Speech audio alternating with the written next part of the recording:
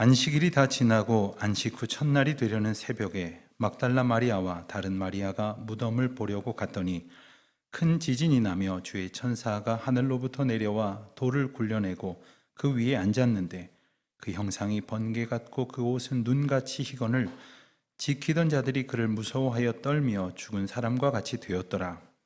천사가 여자들에게 말하여 이르되 너희는 무서워하지 말라. 십자가에 못 박히신 예수를 너희가 찾는 줄을 내가 아노라. 그가 여기 계시지 않고 그가 말씀하시던 대로 살아나셨느니라. 와서 그가 누우셨던 곳을 보라. 또 빨리 가서 그의 제자들에게 이르되 그가 죽은 자 가운데에서 살아나셨고 너희보다 먼저 갈릴리로 가시나니 거기서 너희가 배우리라 하라. 보라, 내가 너희에게 일렀느니라 하거늘 그 여자들이 무서움과 큰 기쁨으로 빨리 무덤을 떠나 제자들에게 알리려고 다름질할새 예수께서 그들을 만나 이르시되 평안하냐 하시거늘 여자들이 나아가 그 발을 붙잡고 경배하니 이 예수께서 이르시되 무서워하지 말라.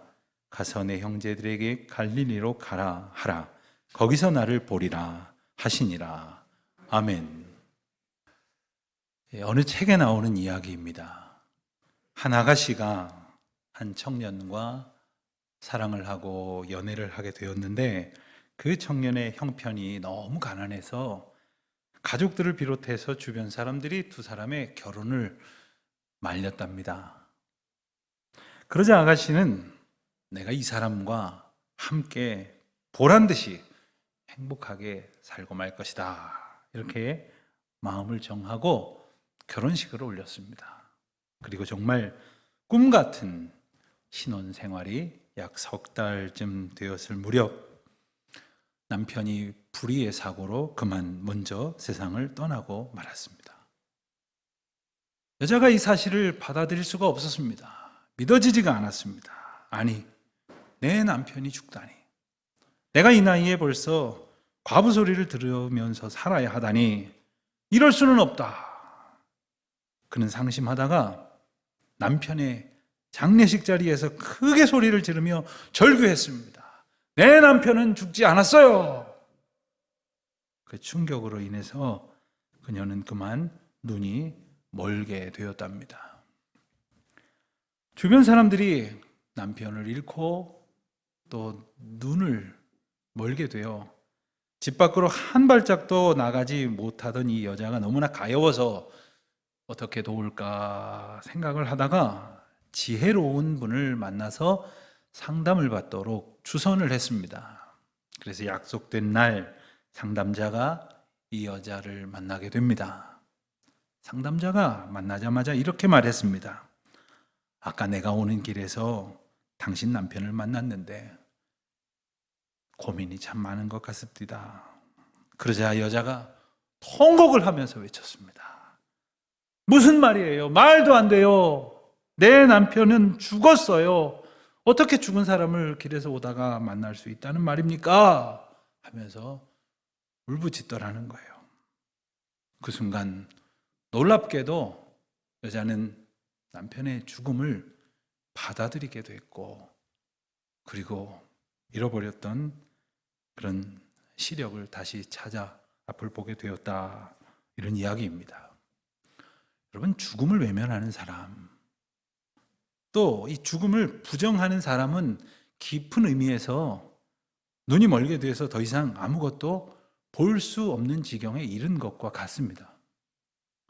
하지만 우리가 창조주 하나님의 다스리심 가운데 살고 있으면서 죽음을 바르게 인식하고 또 주님이 주시는 믿음의 눈으로 죽음의 문제를 바라볼 때에 비로소 우리는 똑바로 보게 될 수 있다 하는 이야기입니다.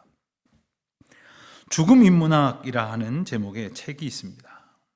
이 책을 지은 목사님께서 이 책에서 우리가 죽음에 대해서 꼭 생각해야 할 몇 가지 중요한 이유가 있다, 이렇게 일러주고 있습니다. 자, 첫 번째입니다. 죽음이란 가장 보편적인 사건이기 때문이다 하는 거예요. 자, 여러분, 저와 여러분의 인생 가운데에 앞으로 많은 일들이 있을 수 있습니다. 그러나 그 가운데 가장 확실한 일은 내가 죽는 거예요. 그것만큼은 누구에게나 동일하게 반드시 올 일이라는 것이죠. 평범한 진리, 이 모두가 죽는다는 사실을 외면해서는 안 될 것입니다. 두 번째입니다. 우리가 죽음을 알면 비로소 삶의 가치를 정확하게 알 수 있기 때문이다 하는 사실입니다. 그리고 이제 인생의 한계와 의미를 깨닫고 생명의 소중함을 헤아리면서 남은 삶을 뜻깊게 살아갈 수 있다 하는 겁니다. 세 번째입니다. 죽음 너머에 허락하신 영원한 생명의 눈을 뜨게 되기 때문이다. 그렇습니까? 우리는 인생 가운데에서 많은 질문을 갖습니다. 특별히 정말 죽으면 어디로 가는 걸까? 죽음으로 모든 게 다 끝나버리는 것일까? 이와 같은 여러 가지 질문에 하나하나 답을 얻게 됩니다. 그리고 그 생명과 죽음의 주관자이신 하나님의 다스리심 속에서 우리는 부활의 신비가 있음을 비로소 알아가게 되는 것이죠. 죽음을 생각하지 않고는 도무지 얻을 수 없는 깨달음이 있습니다. 그 너머에 있는 은혜, 그 놀라운 하나님의 다스리심을 이제 비로소 받아들이고 사모하게 된다 하는 거죠. 죽음이라는 이 엄청난 사건과 슬픔 속에 그보다 더 큰 엄청난 은혜가 있다는 사실, 이것을 우리는 알게 되는 겁니다.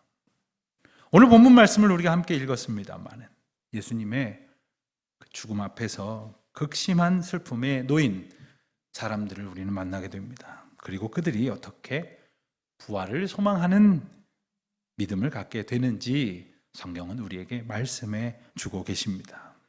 이 시간 저와 여러분도 그와 같은 은혜를 얻게 되시기를 간절히 축원합니다. 우선 그 자리에 여인들이 있었습니다. 성경은 막달라 마리아와 또 다른 마리아가 안식일이 지나 동틀 무렵에 무덤가로 갔다 이렇게 전합니다. 여러분, 많은 제자들은 무서워서 도망갔습니다. 또 두려워서 숨었습니다. 그렇지만 끝까지 예수님을 따르고 또 무덤 곁까지 찾아간 이들은 바로 그 여인들이었습니다. 때는 언제였을까요? 바로 안식일이 지난 다음 날 새벽이라고 전하고 있습니다. 우리가 예수님의 죽음과 부활 사건을 기록한 복음서들을 종합해 보면 예수님께서 십자가에 달리셔서 돌아가신 시간은 금요일 날 오후 3시로 봅니다. 그리고 이제 몇 시간 안에 예수님은 돌무덤에 안치되게 됩니다. 그리고 안식일이 지난 후에 안식 후 첫날이 되는 주일 새벽에 여인들이 무덤을 가게 됩니다. 안식일 동안 움직일 수 없었기 때문에 그 시간이 되자마자 무덤을 간 거죠. 그들이 무덤가에 간 이유는 시신의 향품을 바르기 위한 것이었습니다. 이스라엘의 장례 전통을 보면 사람이 죽게 되면 그 향품을 부어서 시체가 급격히 부패하는 것을 방지합니다. 또한 그 썩는 냄새를 막기 위해서 여인들은 향품을 들고 무덤가에 갔던 겁니다. 그러니까 아직 그들은 상중에 있습니다. 아직 그들은 예수님의 장례를 온전히 치루어 드리기를 원하여 무덤가에 간 것이지요. 아직 그들은 슬픔에 빠져 있습니다. 아직 그들은 죽음의 현실 속에서 깨어나오지 못하고 있었습니다. 그러니 주님이 약속하신 부활에 대한 소망은, 그리고 그 믿음은 그 마음 가운데 채워지지 못했던 것이죠. 자, 지금까지 많은 이스라엘 사람들이 예수님에 대해서 어떻게 생각했습니까? 예수님이야말로 놀라운 능력을 지니고 계셔서 세상을 구원하실 하나님의 아들이시라는 사실을 그들이 잘 알고 있었지 않습니까? 그래서 로마의 압제로부터 해방을 시켜 주실 것이라는 사실을, 그리고 온갖 가난과 질병으로부터 그들을 건져 주셔서 진정한 평안을 주실 것이라고 그들은 믿었습니다. 다분히 현세적인 구원관이다, 이렇게 말할 수 있는 거죠. 자, 그러다 보니까 예수님이 여러 차례에 걸쳐서 분명히 고난과 십자가의 죽음을 말씀하셨음에도 불구하고, 그리고 그 너머에 있는 부활의 승리를 예고하셨음에도 불구하고 그들은 아직도 죽음의 문턱에서 붙들려 있었던 것입니다. 어쩔 줄 몰라 하고 있었던 거죠. 안식일은 토요일이었습니다. 그리고 안식 후 첫날은 주일 새벽을 뜻합니다. 그래서 이렇게 주일 아침에 우리가 모여서 매 주일을 부활의 감격으로 예배하는 것 아닙니까? 그렇게 안식일이 끝나자마자 여인들이 무덤가로 간 겁니다. 이것은 무엇을 말할까요? 이것은 율법의 시대가 막을 내리고 부활의 생명이 되는 새로운 은혜의 시대가 시작되었다 하는 것을 의미합니다. 유대인의 안식일은 율법이 정한 날이었죠. 그렇게 그날이 끝나고 첫날이 시작될 때에 예수님의 부활의 사건이 있었다는 것은 그와 같은 새로운 은혜를 보여주는 것이라 하겠습니다. 그리고 그날은 예수님께서 이미 여러 차례에 걸쳐서 말씀하신 대로 사흘째, 죽으시고 사흘째 되신 날이었습니다. 그래서 우리가 부활 사건을 기록한 복음서를 보면 자꾸 반복되어지는 표현이 나오는데 바로 이런 겁니다. 예수님께서 전에 말씀하시던 대로, 전에 일러주셨던 대로 이 일이 이루어졌다, 이런 표현이죠. 오늘 말씀 5절과 6절에서도 이렇게 전하고 있습니다. 너희는 무서워하지 말라. 십자가에 못 박히신 예수를 너희가 찾는 줄을 내가 아노라. 그가 여기 계시지 않고 그가 말씀하시던 대로 살아나셨느니라. 그렇습니다. 말씀하시던 대로 그와 같은 놀라운 은혜의 역사가 일어났다는 것이지요. 그 역사는 무엇입니까? 여인들이 찾아간 곳에 여인들이 있을 것이라고 생각했던 시신이 없었던 거예요. 전사들은 여인들이 찾던 곳에 여인들이 찾던 이가 없다고 분명히 말하고 있어요.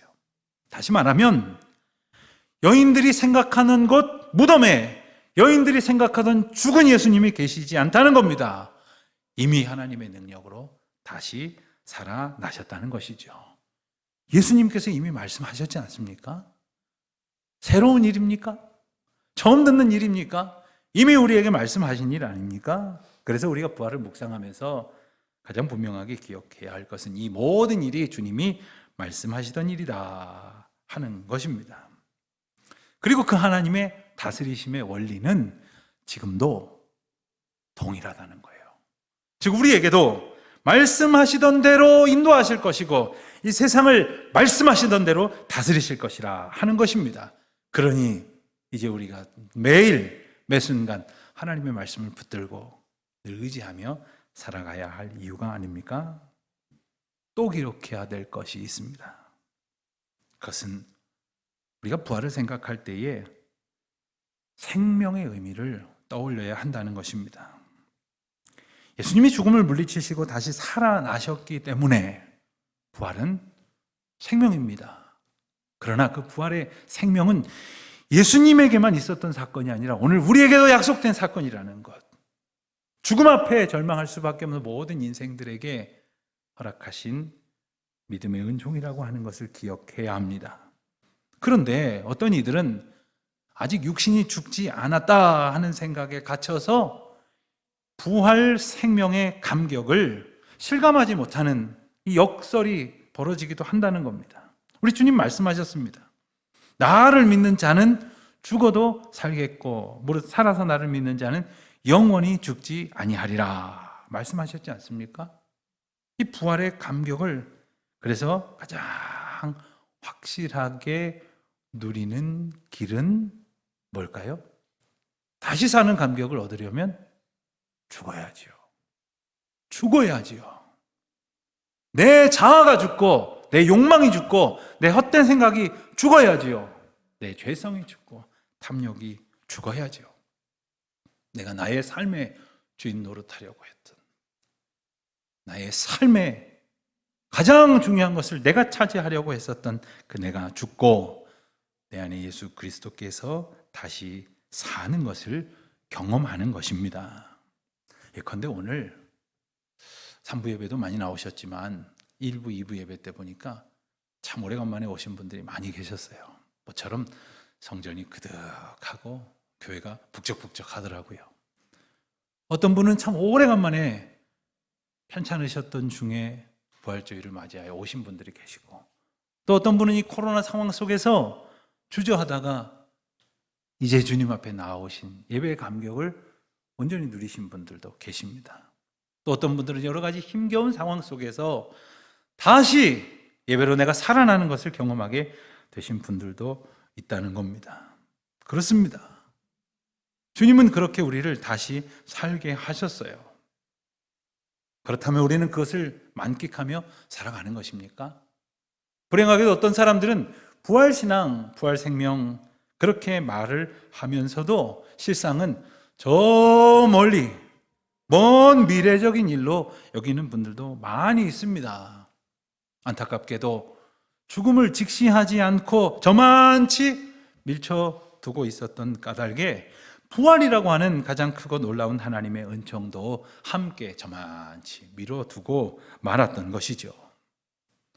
우리는 이 기독교 신앙에서 가장 큰 은혜의 의미인 십자가와 부활을 잘 알고 있습니다. 하지만 정말 이것을 매일 기억하고 고백하고 있습니까?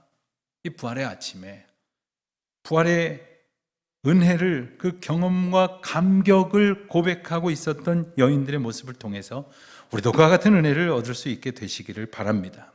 그래서 예수님의 부활이 날마다 죽을 수밖에 없는 연약한 존재요 죄인인 우리이지만 날마다 새롭게 살게 하시는 그 부활의 삶을 경험하게 되어지시기를 바랍니다.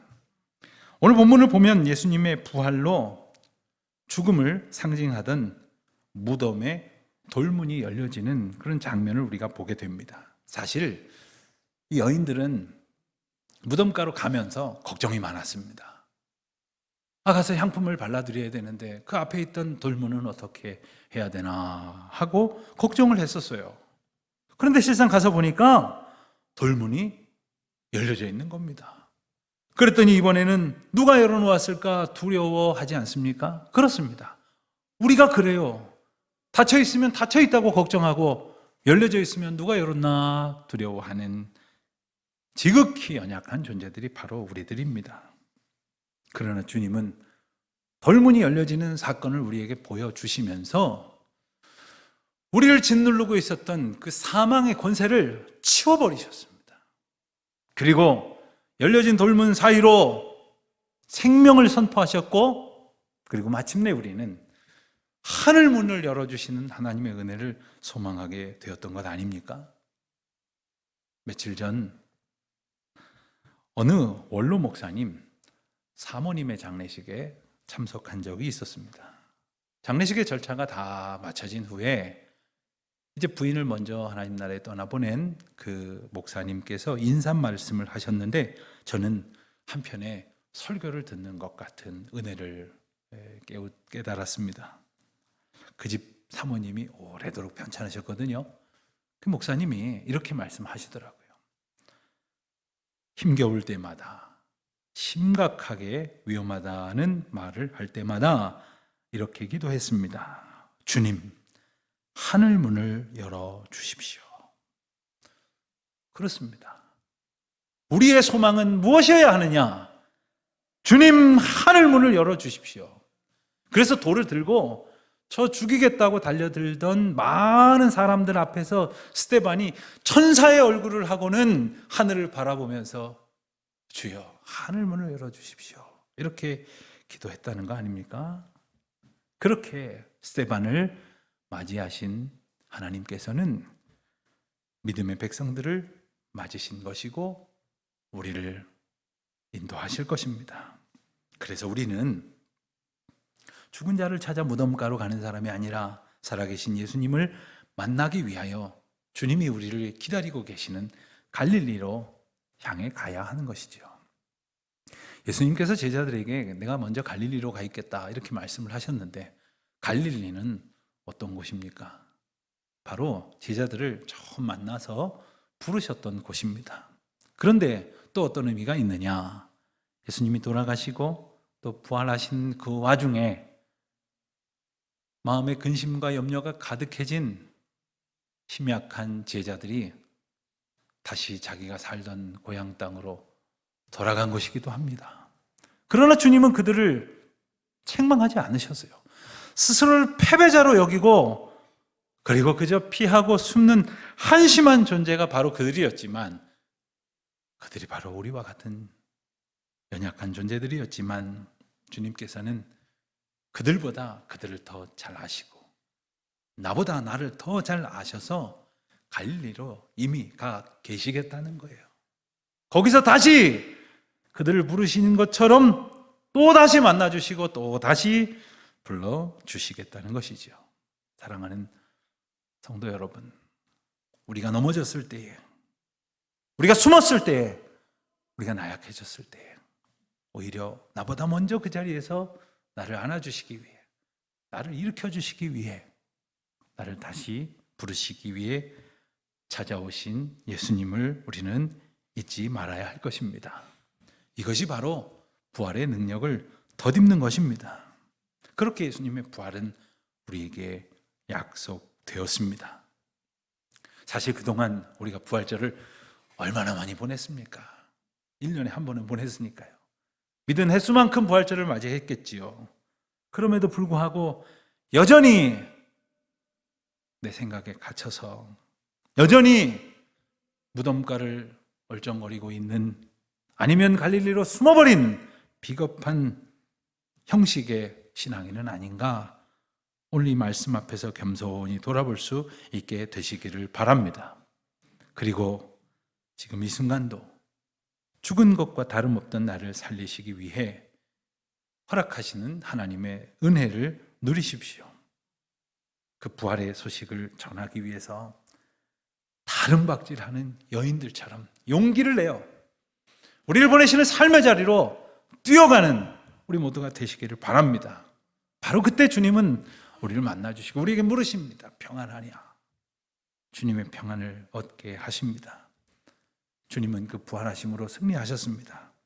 그리고 그 승리의 주권으로 우리를 오늘 다시 일으키십니다. 그 은혜의 약속을 믿고 승리의 걸음으로 용기 있게 나아가는 저와 여러분이 되시기를, 우리 교회가 되시기를, 우리 모든 성도들의 삶이 되시기를 주님의 이름으로 축원드립니다. 기도하겠습니다.